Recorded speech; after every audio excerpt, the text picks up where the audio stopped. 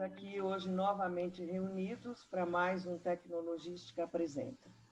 Hoje o nosso assunto será qual o papel da logística e como as empresas e os operadores logísticos estão se preparando para o pós-pandemia.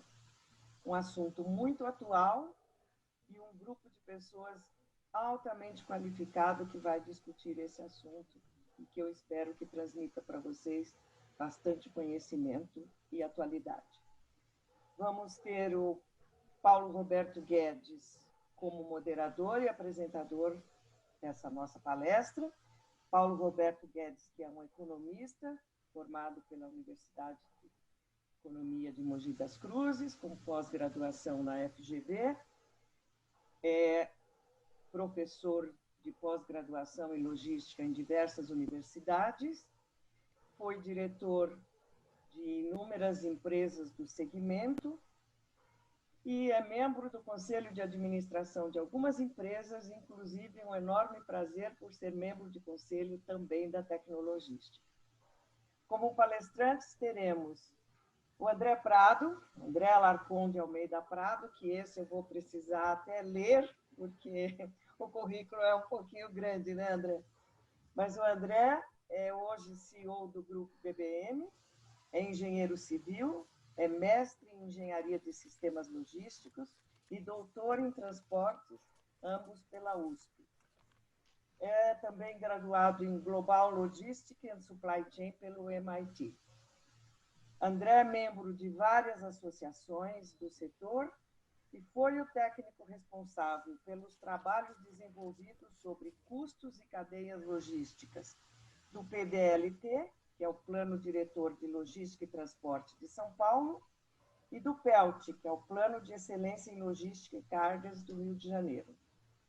Também teremos o Johnny Ivani. O Johnny tem mais de 18 anos de experiências em supply chain, nos setores de energia, automotivo e agrícola. Já teve atribuições de lideranças na Europa, nos Estados Unidos e na América Latina. E hoje está sediado nos Estados Unidos e é responsável pela estrutura global de distribuição da divisão Bayer Crop Science e é radicado nos Estados Unidos, no estado do Missouri. E temos também o senhor Mauro Friedrich Arezo, que é diretor de logística da Arezo & Co. Então, sejam bem-vindos, muito obrigado por terem aceitado o convite e obrigado à nossa audiência. Nós temos um chat e temos também o Q&A. Então, eu sugiro que os participantes que queiram fazer perguntas façam pelo Q&A, mas fiquem à vontade. No final serão respondidas essas perguntas e as que não forem possível serem respondidas por aqui serão respondidas a posteriori. Paulo, seja bem-vindo e passo a palavra a você. Ok, boa tarde a todos, aos convidados, boa tarde àqueles que estão participando. Agradeço a Chile e a Revista Tecnológica pelo convite. E eu acho que é um assunto extremamente importante e temos aqui 3 pessoas que poderão nos ajudar muito a discutir o assunto. Eu queria fazer um introito só dizendo o seguinte: eu acho que está claro para todos nós, né, que a pandemia afetou, está afetando e ainda vai afetar por muito tempo o mundo todo. E os impactos, muitos deles ainda desconhecidos, né, em magnitudes e tempos diferentes, serão sentidos no comportamento da sociedade, né, de toda, nas atividades, tanto no setor público, setor privado, na política, na economia, no processo produtivo, no comércio, nas cadeias de abastecimento, né, portanto, na logística, e também com consequências diferentes, posto que as reações, né, e as providências tomadas também variam, seja em função da região, seja em função do país ou do governo de plantão, né? Então, uns estão mais à frente, os mais atrás. E tudo ainda vai depender de como a gente vai combater a doença, né? Dependendo do surgimento da vacina, de um remédio ou de métodos mais eficientes de prevenção. Então, para muitos, isso se transforma em desafios, novos desafios e muitas oportunidades. Mas para outros, muito pelo contrário, né? Muita gente vai ficar pelo caminho, não só presas como pessoas, o que é triste. Bom, então tem uma frase do Zygmunt Bauman, um sociólogo polonês famosíssimo, né? E ele falava que o mundo está na era do interregno, ou seja, tudo que servia para resolver nossos problemas até agora não serve mais. E tudo que servirá para resolver nossos problemas daqui para frente ainda não foi desenvolvido. Então, é uma época realmente bastante problemática para nós. Coincidentemente, agora na comemoração do 75º aniversário da ONU, né, eles realizaram uma pesquisa de âmbito assim mundial, 1 milhão de entrevistados, né, para saber quais eram as prioridades das pessoas pós-Covid. Então, as prioridades imediatas: acesso a serviços básicos de saúde, água, saneamento e educação. As pessoas, 1 milhão de pessoas, a maioria falou. A segunda prioridade: mais solidariedade internacional e apoio aos lugares mais impactados pela pandemia. E aí eu faço uma outra observação, né? Tem algumas pesquisas que têm demonstrado que as novas gerações, elas se preocupam muito mais com o todo do que as gerações passadas, e que grande maioria dos consumidores gostaria de comprar de empresas que dessem atenção às mesmas causas com as quais eles participam ou se engajam. Então, há um fenômeno que obriga um pouco as empresas. Tá bom. Portanto, as preocupações com relação à evolução tecnológica, à compatibilização com o progresso da sociedade e das pessoas, com relação ao meio ambiente, sustentabilidade, saúde pública, igualdade social e emprego, elas passaram a fazer parte, e de uma forma muito mais veemente, da agenda de todo mundo, né? Aliás, parece que investimentos em empresas que adotam boas práticas sociais, ambientais e governança corporativa têm tido cada vez mais adeptos, vindo inclusive a ser exigência de muitos investidores, né? Isso, para mim, é meio fato, né? E na logística não vai ser diferente. Então, os usuários, operadores logísticos, responsáveis pela infraestrutura, desenvolvimento tecnológico, além de precisar entender o que acontece no mundo em todos os segmentos da atividade humana, também precisa compreender o que está acontecendo no seu mercado específico, né? Tem que saber. E mesmo com altos graus de incerteza, ou com alto grau de incerteza e muito achismo, né? A construção da cadeia do abastecimento do futuro, que é o que nós estamos, elas vão precisar ser mais resilientes, eficazes e que respeitem a natureza, o meio ambiente e, acima de tudo, o ser humano. E isso parece ser o grande desafio e a grande oportunidade do momento. E hoje nós temos aqui o prazer de ter 3 representantes que, sem dúvida, precisam da logística para alcançar os seus objetivos de uma forma eficaz. Todos aqui precisamos. Uns como usuários, outros como operadores. Então, nós temos o Mauro, por exemplo, que lidera a logística da Arezzo, né? Uma das maiores empresas do setor de calçados, bolsa e acessório feminino. Temos o Johnny, que é responsável pela distribuição global da Bayer, na divisão de produtos voltados à melhoria da produção agrícola. E o André, que é o CEO do grupo BBM, um dos maiores empresas de logística. Então, diante disso, eu vou começar fazendo uma pergunta, e eu vou já sair do Brasil, então eu vou falar uma pergunta para quem está nos Estados Unidos, que é para o Johnny. Johnny, assim como vocês fazem com seus produtos, né, que é proteger também o meio ambiente, vocês instalaram em suas estruturas operacionais e de trabalho ambientes também que deem segurança aos empregados, clientes e fornecedores, inclusive com relação à saúde, que é uma preocupação dos funcionários que precisarão voltar para trabalhar. E nessas diversas alternativas logísticas que existem, vocês estão privilegiando aquelas de maior segurança quando comparadas com aquelas de menores custos? Palavra, Johnny. Você tem cerca de 10 minutos. A opinião de cada um aqui é a opinião de cada um, não implica na opinião da revista nem da tecnológica. Certo, Chico? Vocês podem falar e assumir toda a responsabilidade. Fiquem tranquilos. Obrigado. Olá, Johnny. Obrigado pela pergunta. Sim, a Bayer como organização, primeiro, para colocar todo mundo na perspectiva da Bayer como organização para entender o contexto, não? Hoje, a Bayer é uma empresa multinacional, com sede na Alemanha, certo? Temos 3 divisões, que é a divisão Pharma, de Consumer Health e a parte de agronegócio, que é a parte onde eu estou dentro da organização. Só para você ter uma ideia, estamos falando de um faturamento anual de $50 bilhões, o sea, anualmente uma empresa bastante grande, e que está passando por diria, por uma transição cultural, porque era uma empresa farmacêutica que dependia 50% do negócio, e agora eu de fato venho da Monsanto, a gente chama Monsanto Legacy, não?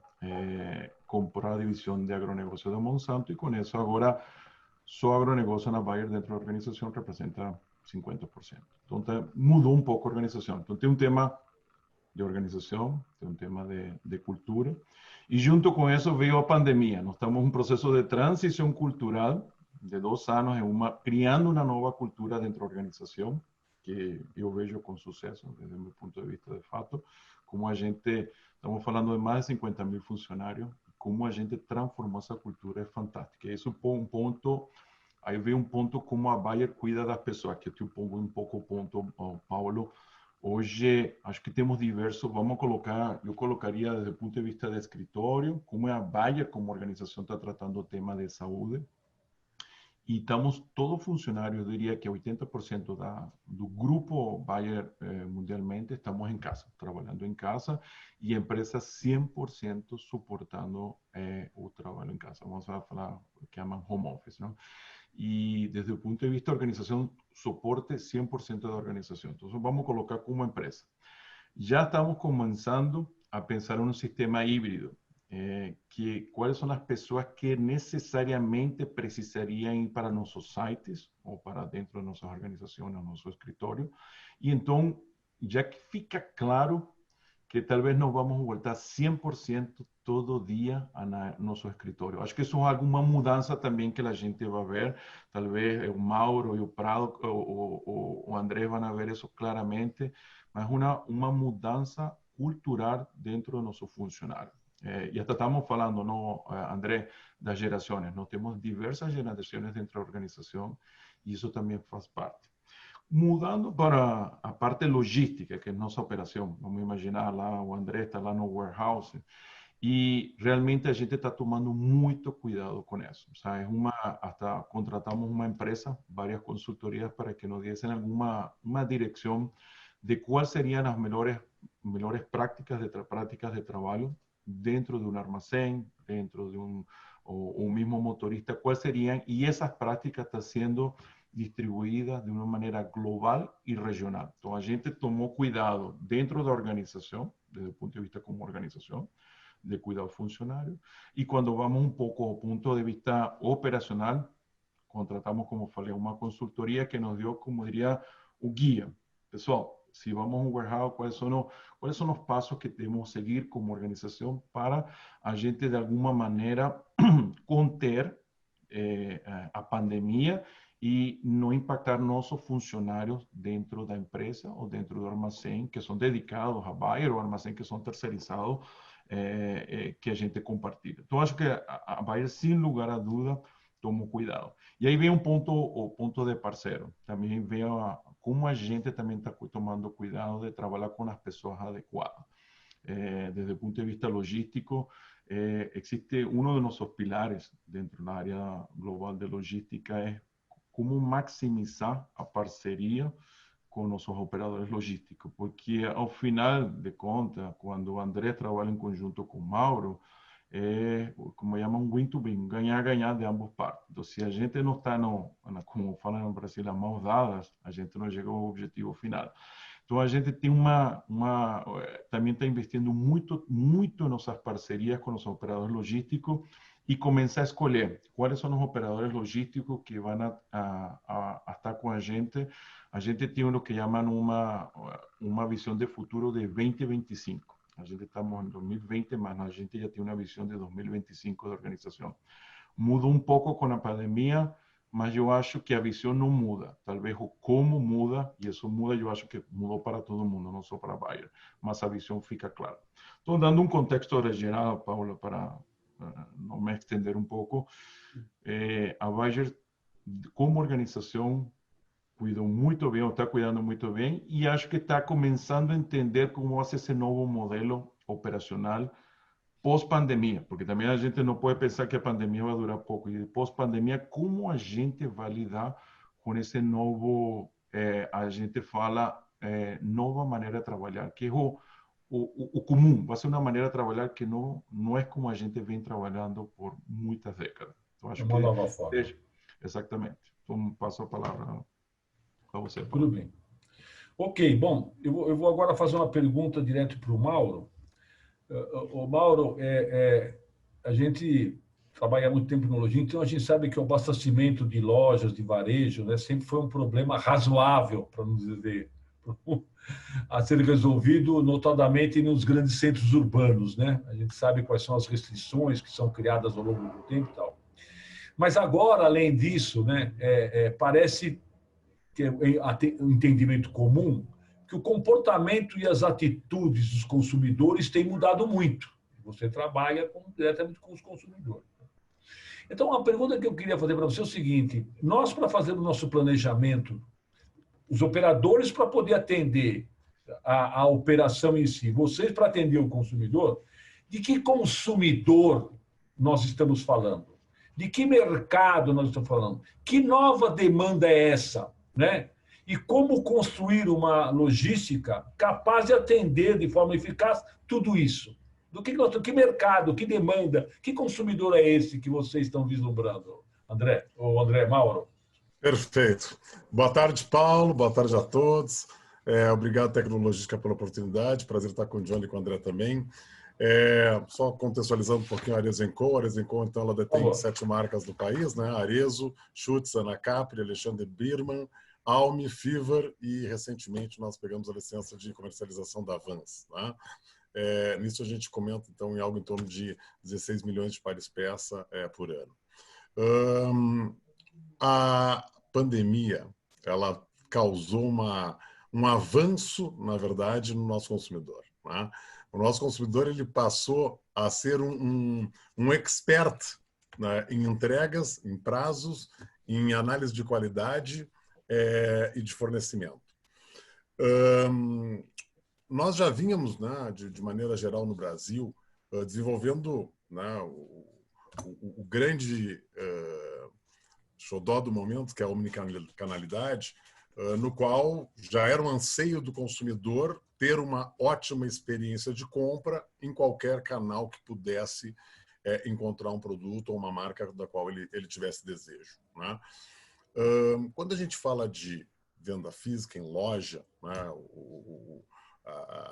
o ambiente todo, a atmosfera toda, eu digo sempre que a compra ela era um pouco mais festiva, né? Você tem ali um ambiente, você tem o vendedor, você tem a vitrine, você tem uma série de opções, né? Você toca, você cheira, você sente, né? À medida que as restrições de mobilidade, né, começaram a acontecer, e esse consumidor começou, alguns já, mas não a maioria, com o hábito de comprar via web, via canais digitais, né? E outros que passaram a ser novos, né, ingressantes nessa modalidade de compra.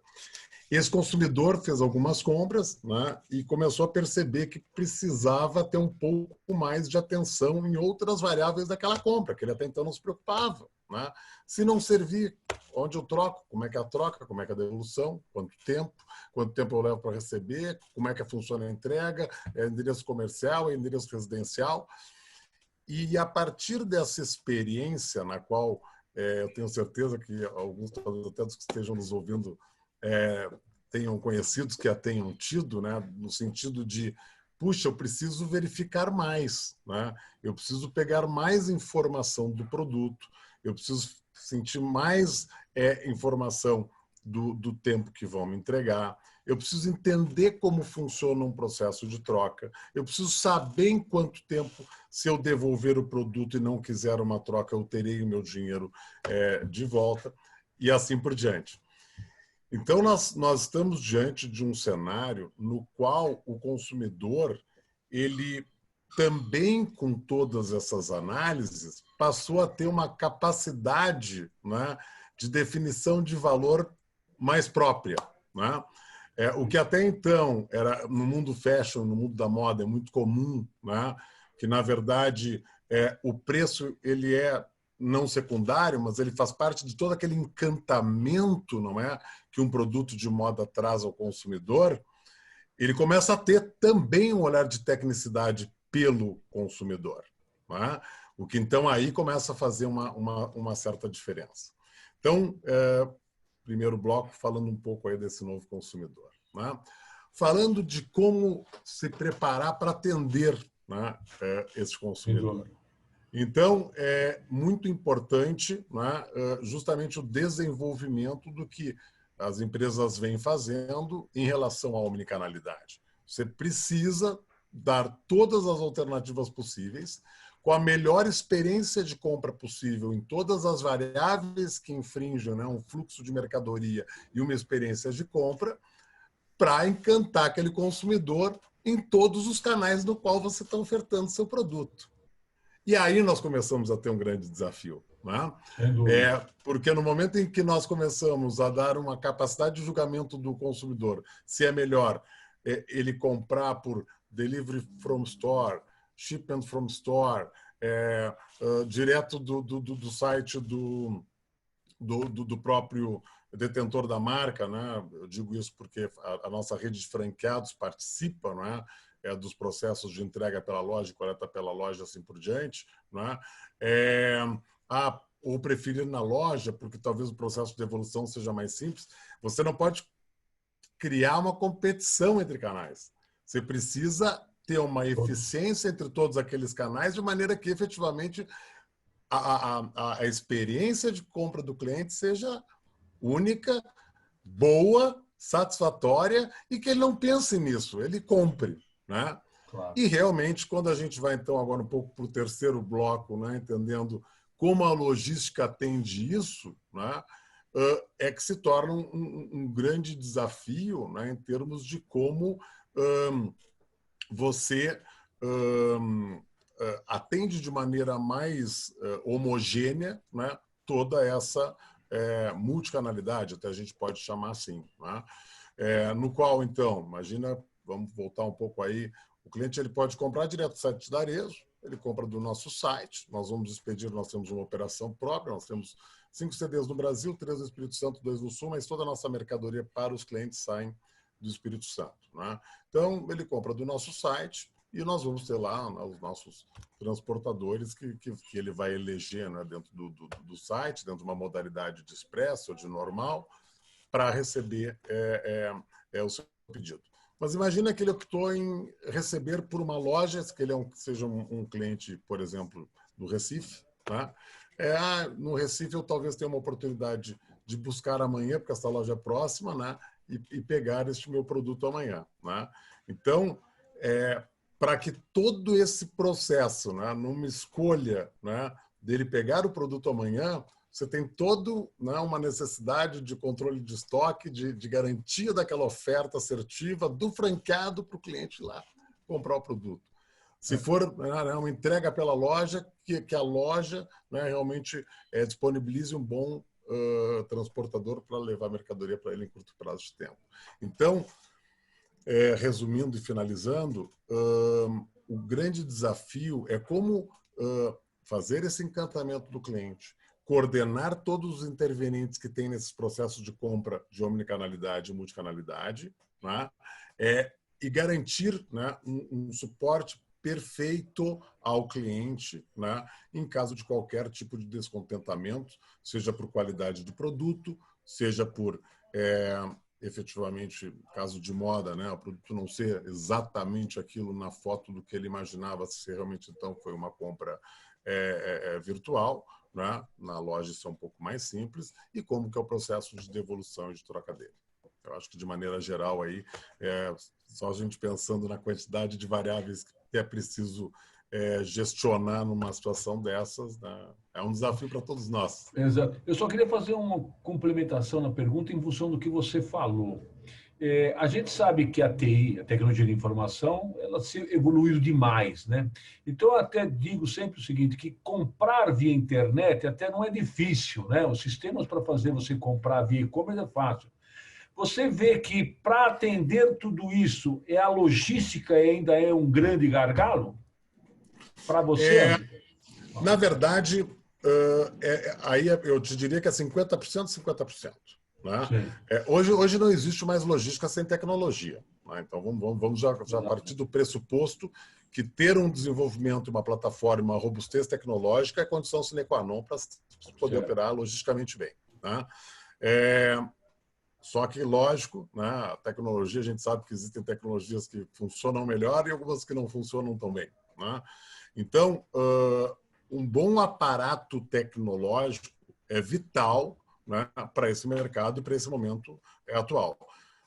Por quê? Imagine que nós estamos falando de franqueado, nós estamos falando de uma plataforma de leilão de transportes, nós estamos falando de transportadores, nós estamos falando do próprio cliente, nós estamos falando do sistema de atendimento ao cliente, e tudo isso interligado com informações de tracking, registro de reclamações, movimentações do produto durante a jornada até a chegada no cliente, assim por diante. Então, vital, né? E extremamente complexo e desafiador, porque a gente fala assim, parece que tudo funciona perfeitamente, funciona, né? Mas logicamente que existem os percalços, logicamente para funcionar o esforço ele é hercúleo, como eu digo, né? Porque são várias plataformas de vários outros intervenientes, todas elas interligadas, com informações que precisam ser online e update. Isso é um grande desafio, isso é investimento em tecnologia, né, e assim por diante. Mas também digo que é um desafio logístico, fundamentalmente pela capilaridade que tem o país. Né? Claro, então, você ainda com toda essa informação, né, com todo esse Brasilzão, fazer chegar no tempo, né, com posto fiscal, com regiões que têm diferenças de antecipação de CMS que trava caminhão, com entregas no norte que você para numa balsa para poder conseguir a viagem, né, com uma malha aérea que nunca foi das maiores maravilhas do mundo, atualmente está mais precária do que nunca, né? Com a necessidade de entregar o produto para o cliente quando ele pensou em comprar, porque ele já, né, ele hoje quer clicar o compra e quer receber o produto em 2 minutos. Sem dúvida. Tá? Então, quer dizer, a questão de lead time no país, com todos esses desafios de infraestrutura, né, que também não são fáceis, remete, então, a você ter uma operação muito assertiva, né? E a gente acaba vindo para trás, inclusive, né? Em todo o desafio logístico. Então, eu te diria que, na minha opinião, é 50% tecnologia e 50% logística. Perfeito, tá bom. Bom, então agora nós vamos falar com o André, que as respostas de todas as nossas dúvidas tá com ele aí, que é operador logístico, né? André, antes de entrar no específico aqui, que é uma observação feita aí pelo Mauro, eu queria te perguntar o seguinte. Como operador e prestador de serviço logístico, né? Vocês vão privilegiar alternativas logísticas que mais protejam as pessoas, o meio ambiente e a sustentabilidade, mesmo que não sejam as mais econômicas? Porque antigamente a gente não tinha muito essa dúvida, né? Mas hoje está posto o problema do meio ambiente e da segurança das pessoas, né? Por exemplo, o controle e a redução da emissão de gases de efeito estufa, né? Vocês têm alguma agenda para isso? Então, é um exemplo. Então, por favor, André. Primeiro, muito obrigado pela pergunta. Prazer estar aqui contigo. Shirley, brigadão pelo convite. Sempre é um prazer estar com você com a Tecnologística e estar aqui com o Johnny e com o Mauro também é um prazer enorme. Cara, apresentar a BBM também, todo mundo fez as honras, deixa eu fazer. Como a Shirley e o Paulo falaram, a gente é um dos maiores operadores logísticos do Mercosul. A gente é formado por duas grandes divisões, uma de contrato dedicado, que a gente desenvolve, customiza uma operação para o cliente, aí pode ser uma operação florestal, de gás, qualquer tipo de operação que a gente customize uma solução para o cliente, e a outra que é o transporte geral, que a gente tem a lotação, o FTL, né, Full Truckload, que a gente faz todo o Brasil e Mercosul. A gente tem as operações de LTL, que é a Translovato, que é uma marca muito conhecida e que opera no Brasil inteiro também para a gente, que é a empresa de LTL, fora outros serviços como intermodal. Só para ter noção de dimensão, a gente está falando aí mais de 10 milhões de toneladas movimentadas por ano, que é um volume gigante, e aí mais de 120 milhões de quilômetros percorridos também. Isso aí daria várias e várias voltas ao mundo. Mas, falando um pouco da pergunta, Paulo, eu separo um pouco em gente e depois a gente pode falar um pouquinho também de operação, em cima até do que o Mauro falou, e por último falar um pouco de SD, que é que é o que você está falando, e eu acho que é a grande transformação aí do Covid. A primeira coisa, assim, tudo foi muito abrupto, né? Eu pessoalmente estava nos Estados Unidos num processo da companhia e rapidamente aconteceu, quando a gente volta para o Brasil, tudo tinha se transformado. Eu acho que a grande preocupação da BBM, de todo mundo que estava lá, além da gente ter instaurado, né, um comitê ali do Covid para tratar isso, era a vida humana. Então, assim, a gente focou muito nisso, focou muito na saúde das pessoas. A gente está até hoje com quem é grupo de risco afastado ou em home office.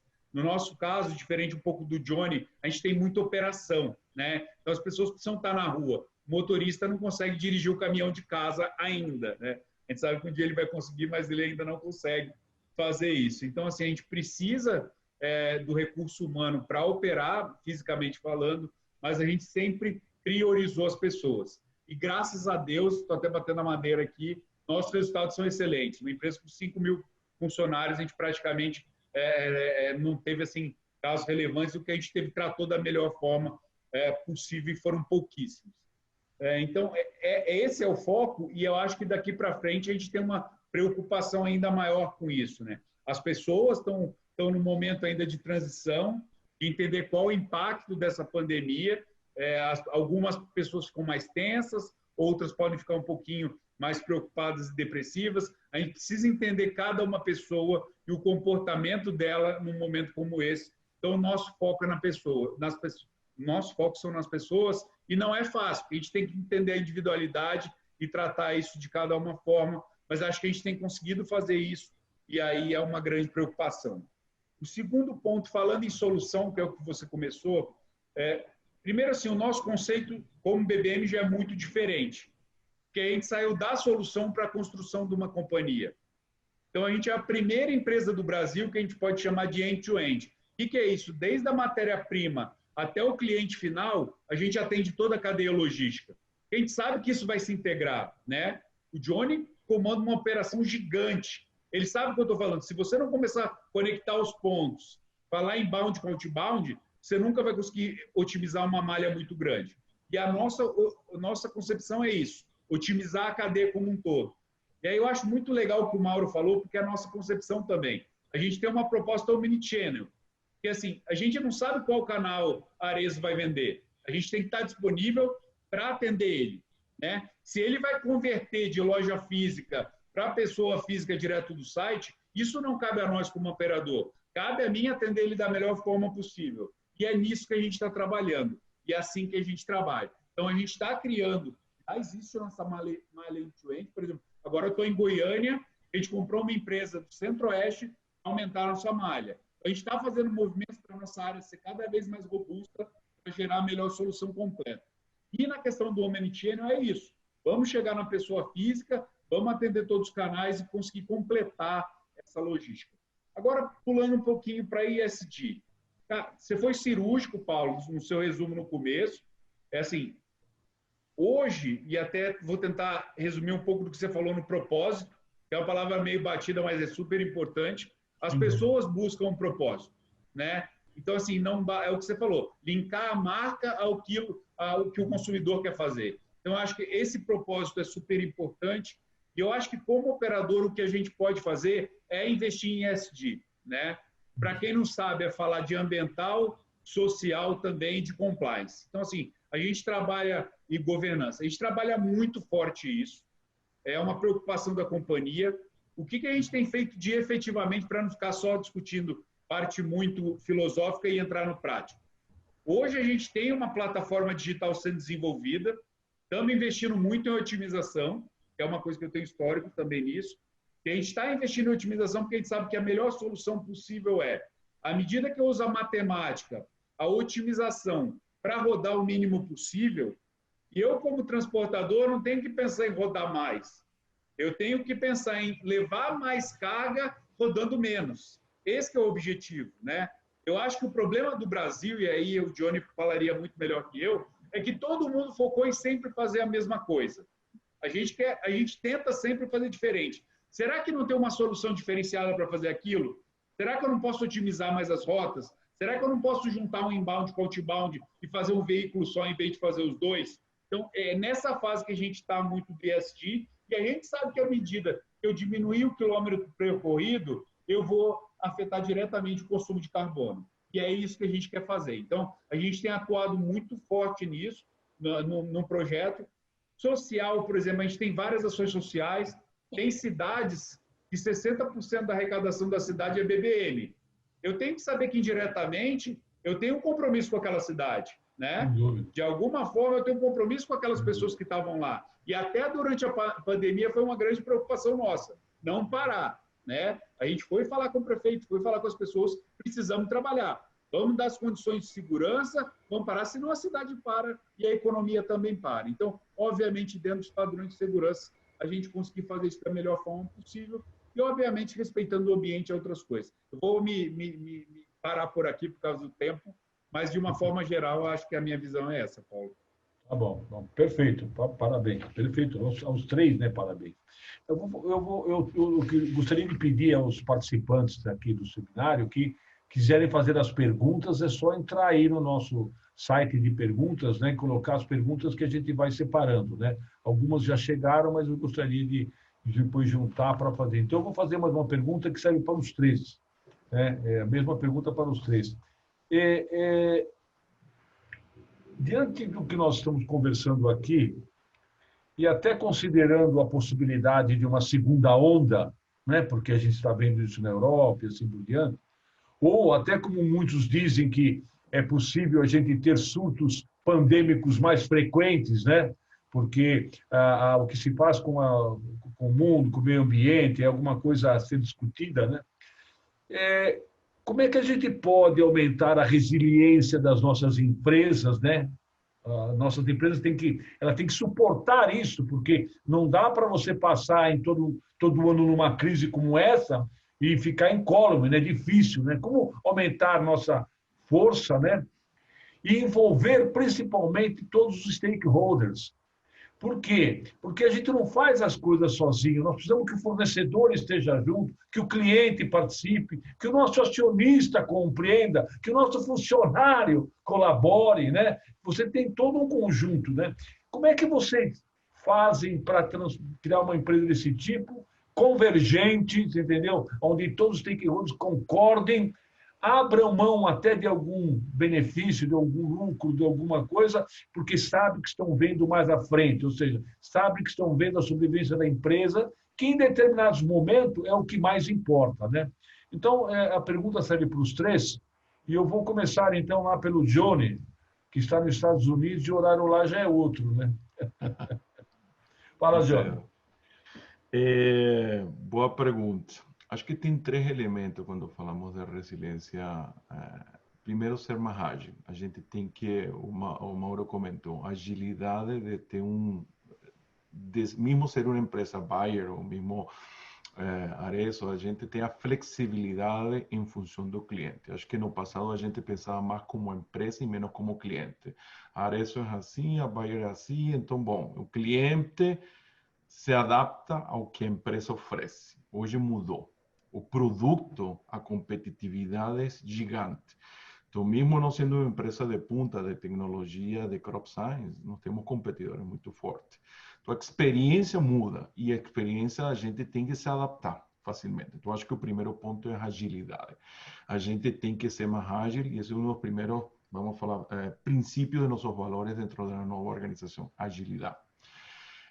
O segundo ponto, digitalização. A gente tem que avançar, o André falou, o Mauro comentou, a digitalização agora mais que nunca a gente tem que aumentar nosso investimento. Mas aí vem o segundo ponto, investir no lugar adequado. O André comentou, o end-to-end. A gente está fazendo um investimento gigantesco no que chamamos Control Tower, que é um centro de operação logística, onde a gente conecta a informação que vem de inbound com outbound e o cliente final. E a gente está fazendo um investimento gigantesco, o que chamamos last mile, que é justamente o go-to-market do cliente, vamos falar do warehouse, para o atendimento final. Só para você ter uma ideia, hoje, um representante de venda da Bayer, ele está no campo com o agricultor.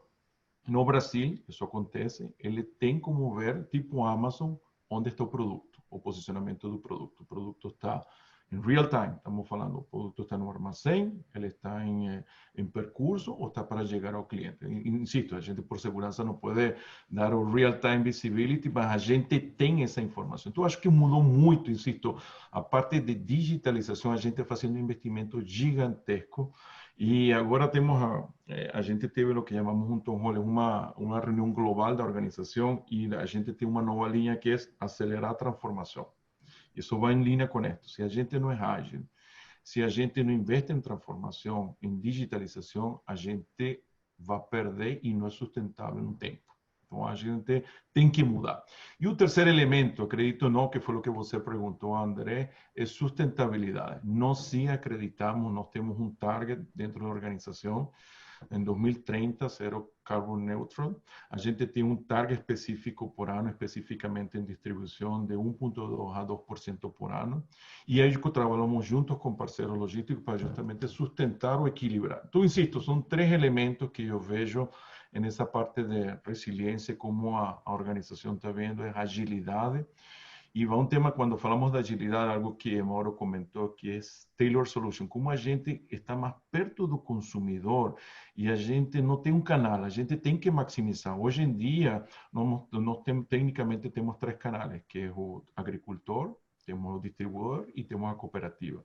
Mas entendemos que o e-commerce agora é algo que o agricultor, porque o filho do agricultor já é a geração milênio, ele quer pedir igual como entra na linha fashion, ele quer entrar no aplicativo e perder o herbicida dele. Então mudou. Ele compara, como ele falou, já compara produto de uma maneira mais fácil. Então, insisto, se a gente tem que, nessa resiliência e trabalhar, e esse é o primeiro passo. E o segundo, como você falou, é colaboração. Acho que tem um tema de a gente sair um pouco daquela logística antiga de silo, que não, eu trabalho em manufatura, eu trabalho em planning e então eu tenho aqui meu reino, eu faço aquela metodologia, eu tenho meus indicadores tão perfeitos. Se a gente não tem indicadores em conjunto, a gente está aplicando uns indicadores que são cross-functional, que são entre as divisões e entre as diversas unidades de negócio. Então, eu com planning, eu tenho um objetivo em comum.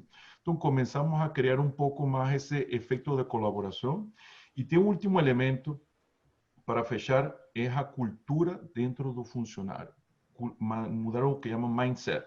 Como a gente começa a ser um pouco mais proativo e aí vem um pouco parte de treinamento. A gente está investindo muito em treinamento digital, que não adianta também ter uma plataforma digital fantástica, mas a gente não tem o funcionário, o conhecimento para utilizar. Então, acho que também tem uma parte de como a gente muda um pouco esse mindset de nossos colaboradores, seja interno e externo, seja como treinamento, mas ao mesmo tempo criar uma cultura mais proativa em função de data. Vou para o mesmo ponto de André. A gente tem que prover informação para que o funcionário comece a tomar decisões baseadas em fato e não em sentimentos ou conhecimento. Ah, não, eu conheço o Nordeste e o Nordeste funciona assim. Não, é que a gente já tem que começar, já começamos a colocar modelos preditivos. Nós temos agora no Last Mile modelos preditivos, que em função do clima, eu tenho um modelo preditivo que me vai falar, em função dos eventos do passado, nos últimos 3 anos, qual é a probabilidade de eu entregar no Mato Grosso do Sul uma carga específica com atraso. Então, nós nos estamos mobilizando nesse sentido. Então, em resumo, insisto na parte de agilidade, digitalização, sustentabilidade, e eu colocaria a parte do treinamento. Como a gente treina nossos funcionários internos e externos para essa nova era, ou esse novo modelo digital que está operando, essa nova maneira de trabalhar. Legal. A pergunta, então, agora eu queria encaminhá-la para o Mauro. Por favor. Maravilha. Muito bem comentado aí pelo Johnny a questão da flexibilidade, né? O nosso fundador, o Anderson Birman, ele deu uma entrevista para o Brazilian Journal em março, fazendo uma prévia, né, do que seria a crise do Covid. E ele utilizou ele deu 8 dicas, e uma delas era adaptar-se, adaptar-se e adaptar-se de novo, né? Então, a flexibilidade, né, é necessária para a adaptação de uma nova realidade de mercado, né? Para teres ideia, nós nos nossos forecasts temos um forecast que é do cenário, né, da segunda onda, né? Então, hoje já se é uma preparação, né? Que a novidade face ao que nós tivemos em março, que realmente era um ineditismo, né? Mas a flexibilidade, né, somada à capacidade de se adaptar, né, a um novo mercado, né, seja ele mais consumidor, menos consumidor, mais exigente, menos exigente, né, com todas as transformações que ele tiver, né, é fundamental. Eu tenho comentado muito, quando me perguntam sobre, né, os efeitos da Covid nas empresas, né, e que recomendações eu daria, né, uma que eu sempre venho dizendo é praticar mais do que nunca o out of the box, né, o sair da caixa. O Brasil não é exatamente o melhor cenário de inovação do mundo, né? Mas nós temos criatividades brilhantes. Mas corporativamente falando, né, o Brasil ainda era muito by the book, né? O produto era aquele, a tarifa era aquela, o serviço era aquele, né? E aí você tinha que buscar a empresa de acordo com o serviço que você fazia, né? No momento em que há um fato, né, em que gera um impacto negativo, né, de performance nas empresas, né, parece que todas elas, de alguma maneira, também abriram muito mais a possibilidade de novas ideias, né? Isso o André comentou muito bem, né, André?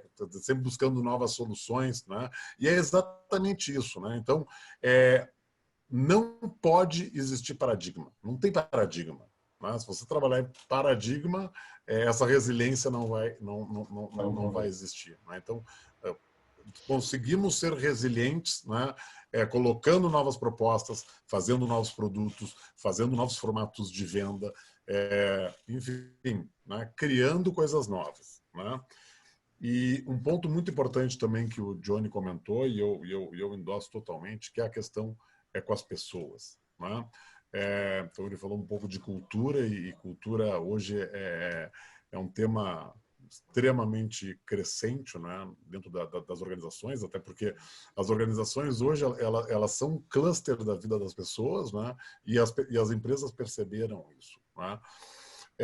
Mas ainda além da cultura, né, e do conhecimento, da formação técnica, né, é uma característica intrínseca do ser humano, que é a vontade de fazer, né, e que a gente corporativamente acaba chamando de engajamento. Né?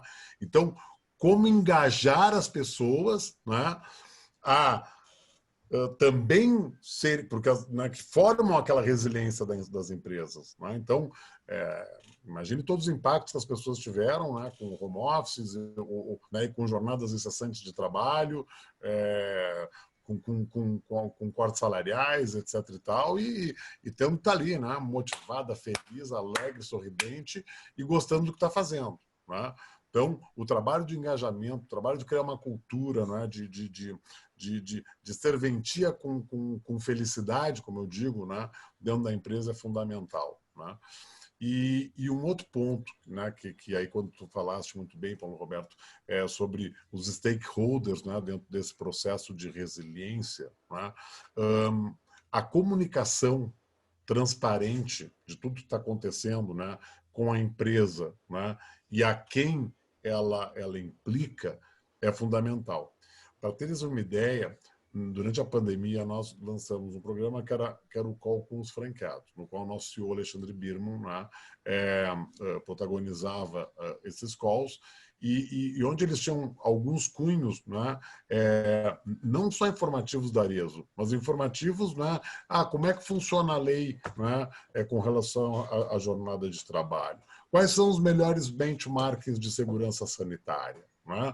O que é permitido e o que não é permitido para esse controle de segurança sanitária? Né?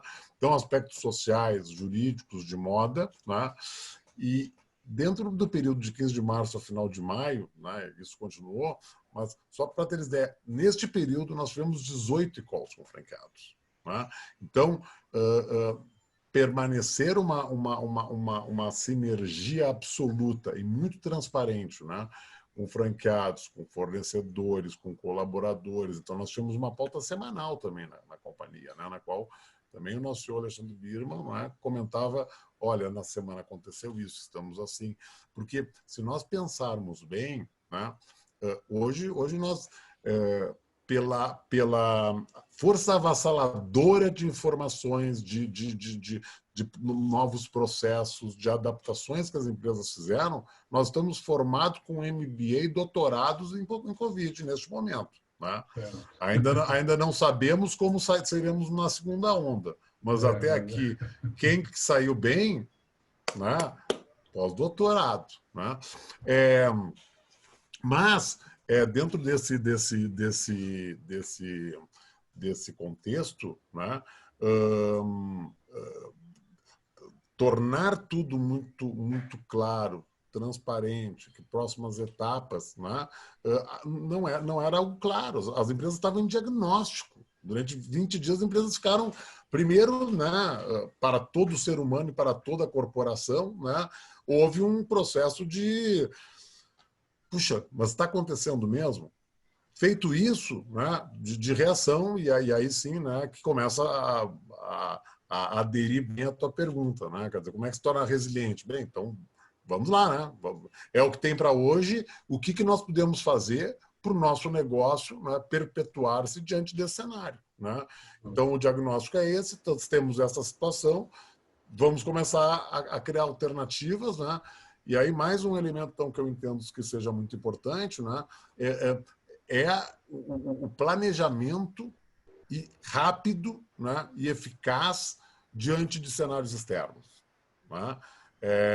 Que nesse caso, por mais que algumas empresas, a nossa empresa, né, mesmo não é uma empresa que fique muito preocupada, né, se caiu a bolsa, se não caiu, o dólar levou, etc. E tal. Uma empresa que lança seus produtos, é uma empresa de moda, tem um trabalho, é uma gestora de marcas, né? Mas diante do que nós vimos, né, senhoras e senhores, de 15 de março para cá, não há como dizer, né, que um contexto externo não teve uma força extremamente grande nas companhias. E a partir daí, de fazer um planejamento estratégico em cima de uma nova realidade, né, desconhecida, extremamente desfavorável, não é simples e entendo que seja necessário. Acho que alguns pontos aí que são importantes. Perfeito. André, por favor.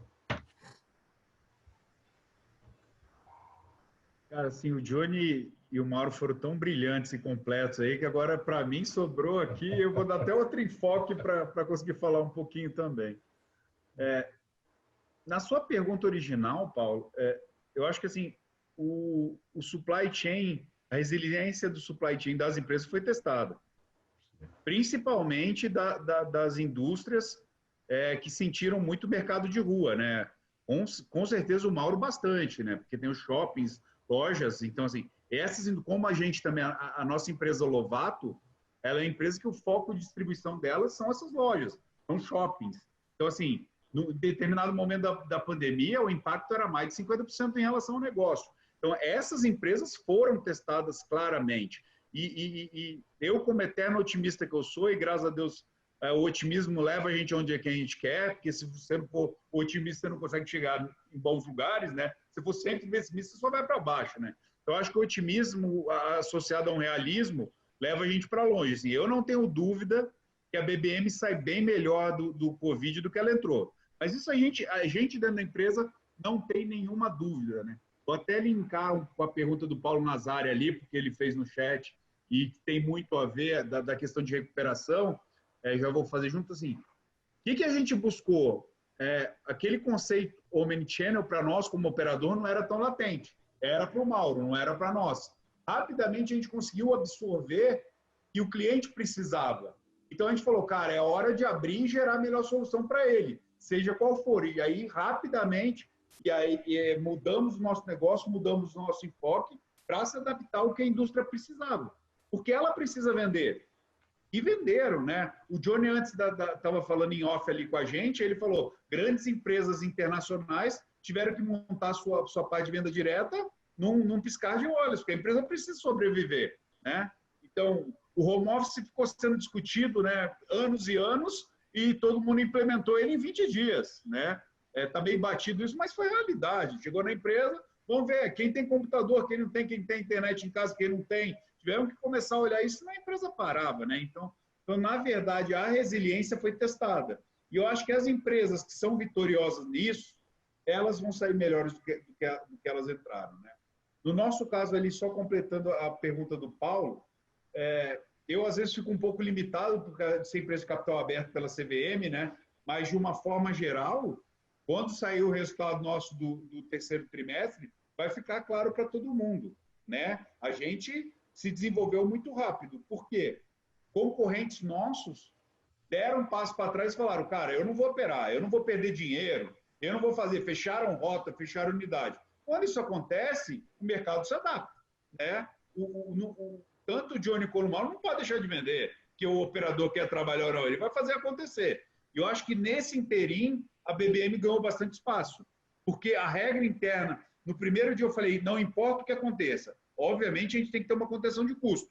Se eu caio muito a receita, eu tenho que segurar custo, senão, de alguma forma, você não vai sobreviver. Sem nenhum enfoque político, mas assim, foram dados alguns subsídios para nos ajudar a fazer isso, principalmente em relação a pessoas. A BBM não demitiu uma pessoa pelo Covid. 5.000 funcionários, nós não demitimos uma pessoa pelo Covid. De certa forma, a gente se adaptou, trouxe todo mundo junto, se adaptou aos clientes e saiu mais forte. A recuperação, graças a Deus, está vindo muito bem, muito rápido. Então, eu acho que isso sim é resiliência, né? A resiliência, eu acho que na palavra mais completa dela é o seguinte: primeiro, absorver o impacto, porque ninguém estava preparado para aquilo, ninguém sabia, e foi muito rápido. Foi muito rápido. Primeira resiliência é você absorver o impacto, e quando você sentiu o impacto, falava assim, como é que eu vou sair melhor disso? Né? E eu acho que essa foi a grande prova. E você vai ter diversas empresas, talvez até um Brasil mais forte depois dessa, aí depois de tantos anos, né, conseguir retomar a economia e se desenvolver. Eu estou bastante otimista nesse sentido, Paulo. Tá bom, eu fico feliz, fico muito feliz porque a gente é esperançoso. Olha, eu tenho várias perguntas aqui, viu, Sheila? O Paulo Nazário fez pergunta, o César Meirelles, nosso presidente da ABOL, o Ari, a Milena, né? Eu tenho aqui várias perguntas, eu fiz uma pequena síntese aqui. Você sabe que eu também sou do conselho da ABOL, que é a Associação Brasileira dos Operadores Logísticos, né? Da qual a BBM faz parte, né? E uma das coisas que nós temos defendido muito lá, por todos, né, os associados e pela direção da associação, é realmente trabalhar com as pessoas e era uma orientação, né, mas só não passava de orientação de emitir o mínimo possível, né, manter as pessoas trabalhando o quanto possível, aproveitar os benefícios que o governo estava dando para mantê-los funcionando. Então, todos fizeram isso na medida do possível, claro, porque cada um tem suas obrigações e todos sabem onde está. Então, eu queria falar um pouco do profissional e eu queria aproveitar agora para juntar algumas coisinhas assim. Eu vou fazer a pergunta comentando duas coisas. E aí é para os três responderem. E aí, viu, Sheila, eu sei que você me deu um tempo que terminaria agora, mas eu vou fazer essa pergunta para os três, eles respondem e depois já guardam um minuto para se despedirem. Mas é o seguinte... Não, mas nós temos mais tempo aí, Paulo. Não, então vamos indo. Então é o seguinte, olha, a gente sabe que a transformação digital, né, que era para ocorrer em 3, 4 anos, né, elas foram realizadas em 2, 3 meses, né? É o que vocês falaram. Tudo foi acelerado, porque precisou acelerar, né? E o trabalho, o home office, foi uma coisa que deu certo, até certo ponto, né? Então, o que eu queria saber é em relação ao profissional de logística, considerando, né, que a tecnologia avançou muito, a tecnologia digital, as pessoas falam por internet, as pessoas se comunicam, mandam ordens, né, trabalham. Quer dizer, esse novo profissional de logística, trabalhando em casa ou presencialmente, né? E não só sob o ponto de vista da capacitação técnica, que ela é fundamental e necessária, mas eu quero vincular um pouco com o que falou aí o Mauro. E sobre a capacidade emocional, desse funcionário. Por quê? Porque não há dúvida, e eu vi algumas pesquisas, que muitas pessoas têm risco, têm medo do risco do emprego. Aumentou aí. Será que eu vou voltar ao meu trabalho? Será que a minha empresa vai continuar trabalhando do mesmo jeito? Será que ela vai continuar vendendo tanto quanto vendia? Será que eu vou operar tanto quanto operei na logística?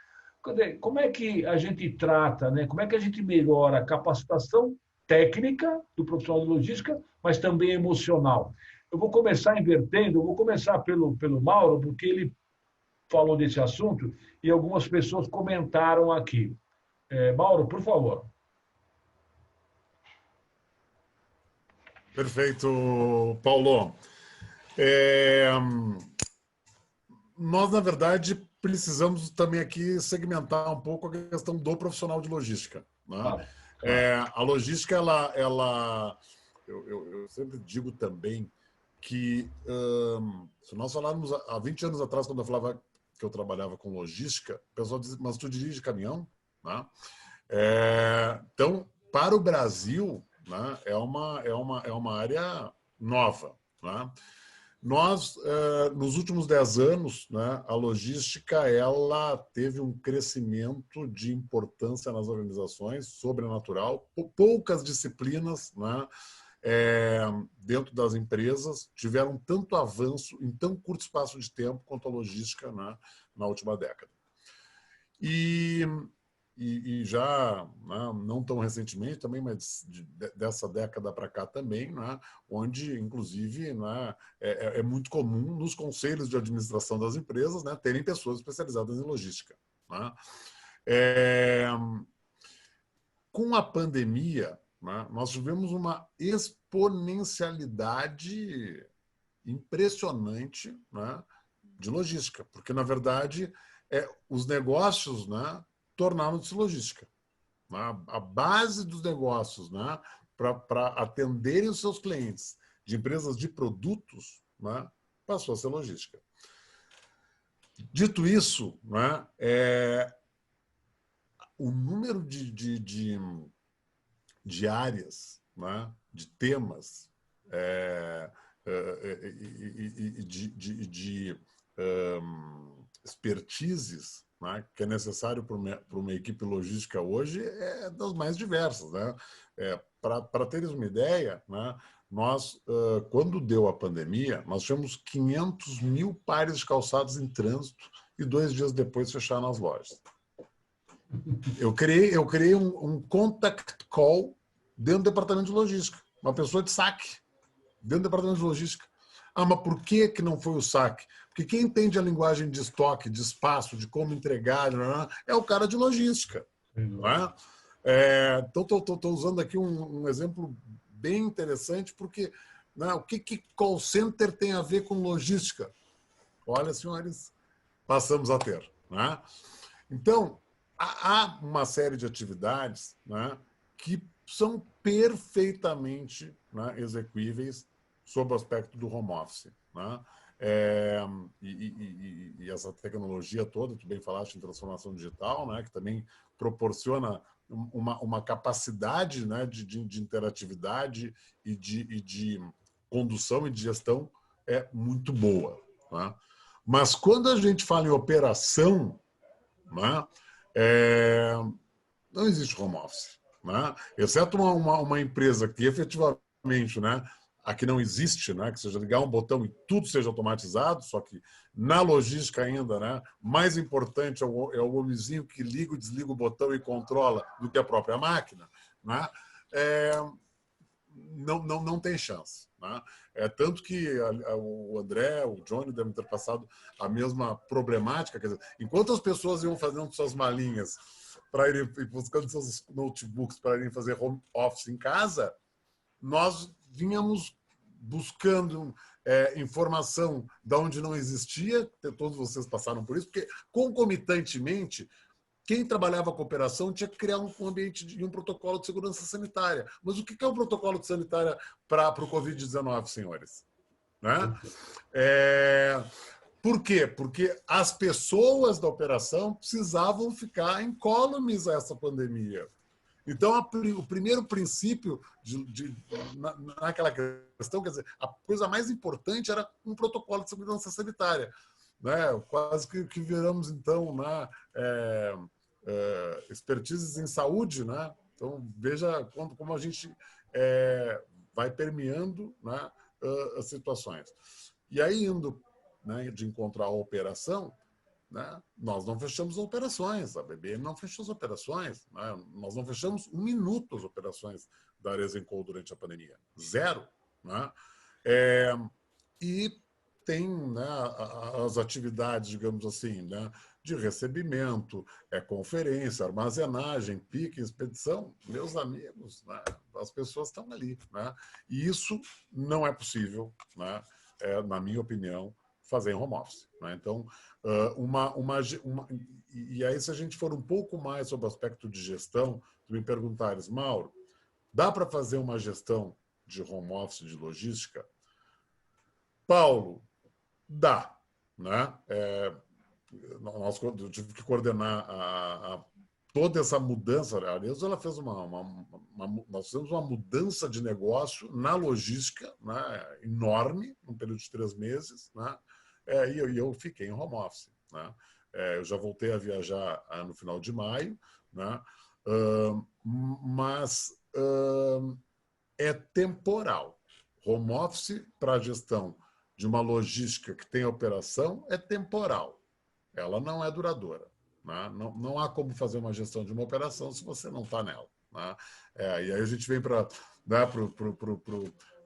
os currículos aí invejáveis do Johnny e do André, né, que certamente aí, promulgam toda a questão do Lean, né? É o Gemba. Né? Sem Gemba não tem logística. Né? É verdade. Então, na minha opinião, há que separar aí. Né? Mas podemos sim ter alguns profissionais de logística em home office. Johnny, palavra com você. Gostei do Mauro. Eu também acho que tem que separar, concordo plenamente. Primeiro, você falou índice de engajamento. Logística na Bayer, 5 anos atrás, na área que o cara se crucificava, não? Falando, não, eu não vou para lá, porque lá só tem, como é, uma pepina, não? Problema. Hoje em dia mudou. Então, acho que ele mudou muito, mas tem que separar. Acho que tem que trabalhar o que está na operação em si e talvez um analista de logística que está otimizando a carga, que são perfis diferentes. Um analista de logística que está num saque, eu acho que ele mudou o perfil. Porque você está começando a dar informação, está começando a digitalizar. O cara tem ferramentas. Nós temos hoje um Transport Management System. Temos um sistema de transporte onde todos os pedidos são automaticamente entra no sistema, ele tem interação, você faz a optimização e logo vai diretamente para o nosso fornecedor logístico. Então, não tem aquela coisa que o cara entrava no Google e tal. Não, hoje tem um sistema totalmente automatizado. De fato, já colocamos até um robozinho que ele faz a optimização da carga. Mas, insisto, eu acho que são perfis diferentes. Então, eu acho que, insisto, a logística mudou. Nosso índice de engajamento, do ponto do Mauro, nosso target era 90%. Nós estamos em 80 e pouco, e hoje em dia estamos em 90% facilmente. Dentro da área de manufatura, estamos em 80%, e acho que existe um engajamento muito forte. Agora, o que está diretamente na operação é um mundo diferente. Como falou muito bem Mauro, ele tem que estar treinado, ele tem que estar lá. Não, existem algumas, eu acho que existem algumas atividades que no futuro serão digitalizadas, mas tem outras atividades que infelizmente não. Não temos como. Não tem como um cara... A empilhadeira pode ser automatizada, sim, pode ter um robozinho, mas eu acho que nós chegamos lá. Acho que ainda tem muito lá. E tem o segundo ponto do Brasil, talvez comparando com o mundo. A mão de obra no Brasil, comparado com o mundo, ainda continua sendo competitiva. Vocês veem nos Estados Unidos, onde eu estou hoje, uma pessoa entrar à tua casa, fazer uma reparação, são $100.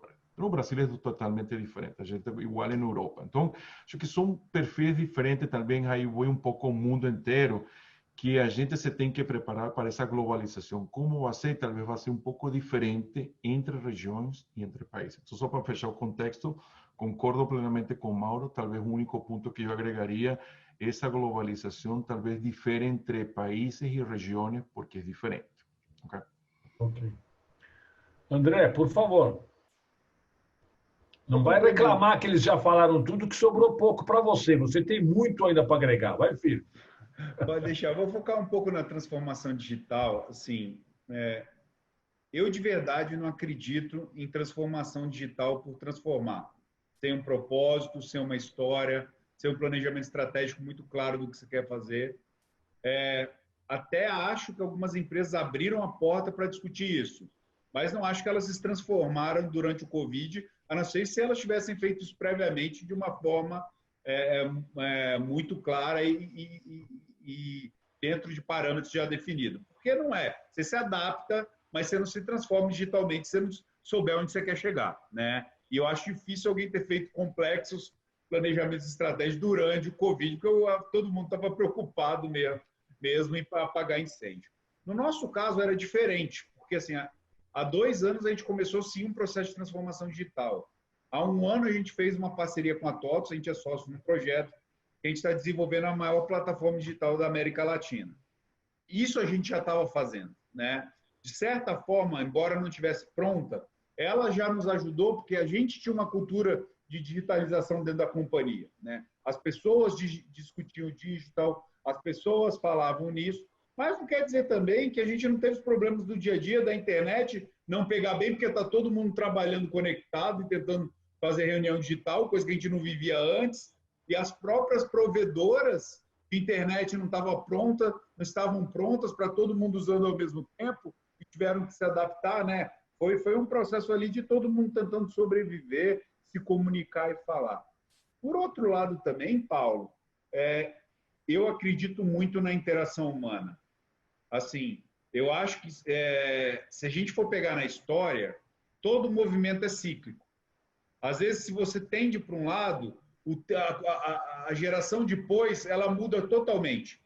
Porque você vai muito para um lado radical A, a própria geração normalmente vai para o B.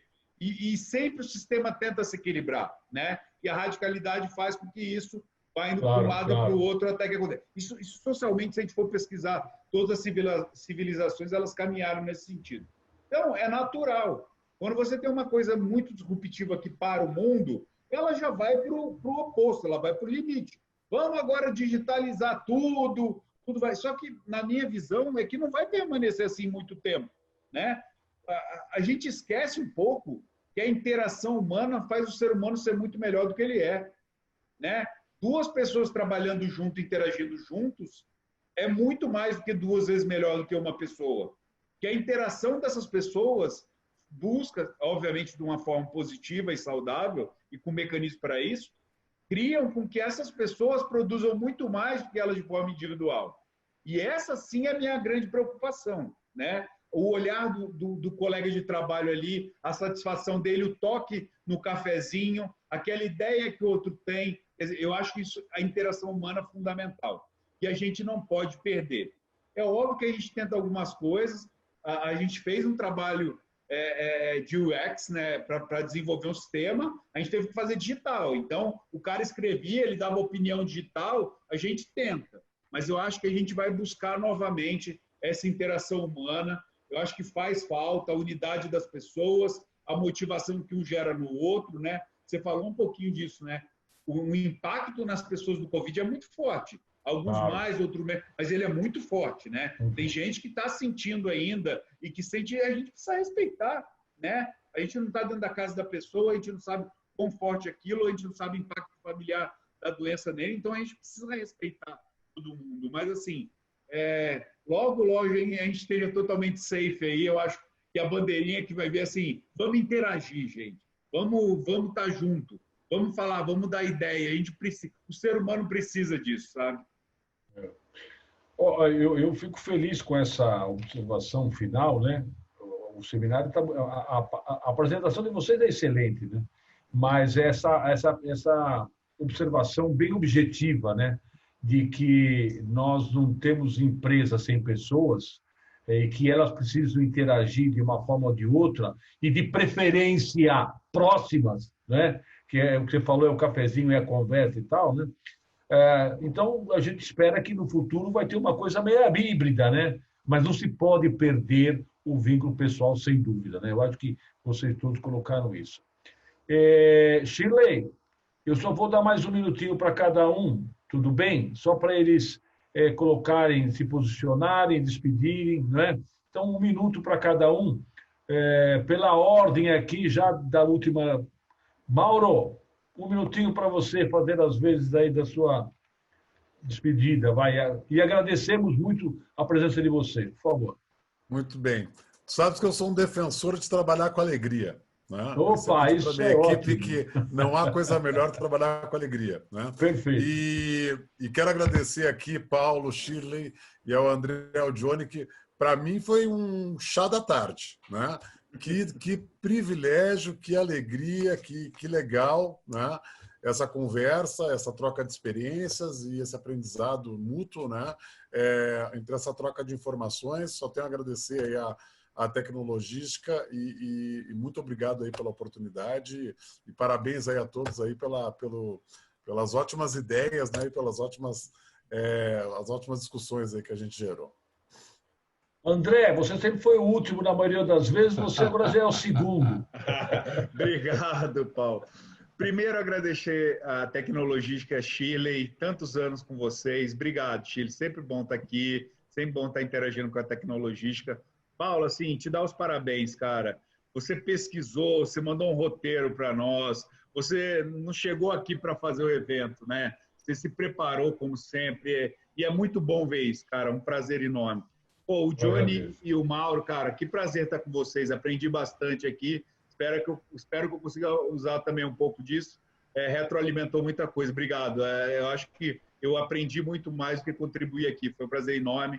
E por último, não tem como, né? Primeiro, a BOL, o César está aqui mandando mensagem, ele está aí na audiência. Ele quer que fale da Audiência BOL. seletiva. Então, assim, um abração à BOL e para o César. É um prazer enorme estar com ele. E eu olhei, eu passei ali nos participantes, tem bastante gente da BVM. Gente, obrigado, um beijão para vocês e vamos se animar cada dia mais aí.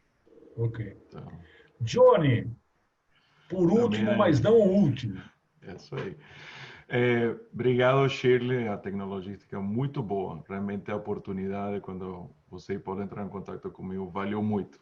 Valeu muito a pena, como falou André. Eu acho que aprendi mais do que de colocar coisas aqui. Paulo, fantástica coordenação, como falou André. Mandar o material, colocar o tema, de uma maneira dinâmica, abrangente, fantástico. Muito bom. Parabéns pela condução. Fico feliz. Da conversa. Mauro e André, um prazer.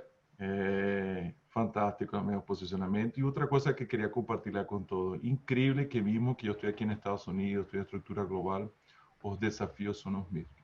Os mesmos desafios. Talvez o nível de magnitude entre A ou B difere, mas os desafios da logística são os mesmos no mundo inteiro. País desenvolvido, não desenvolvido, são os mesmos. Acho que isso é o como. Nós, como profissionais, temos o dever de liderar seus times e do como a gente fazer algo diferente. Tá bom? Obrigado novamente. Tá? Bom, eu agradeço a Chile, a Tecnologística, agradeço aos meus amigos por rever o Johnny e o André, que eu já os conheço há tempo. Prazer em conhecer Mauro, tá? Muito prazer em conhecê-lo. Chile, muito obrigado pela oportunidade. Você fecha com ouro. Tá sem som, Chile. Sem som. Obrigada eu. Eu é que sou a privilegiada por ter vocês, esse prestígio de tê-los aqui na Tecnologística, nesse canal do Tecnologística Apresenta. A todos que estiveram conosco hoje, eu sei que saíram enriquecidos daqui em termos de conhecimento, porque vocês são feras.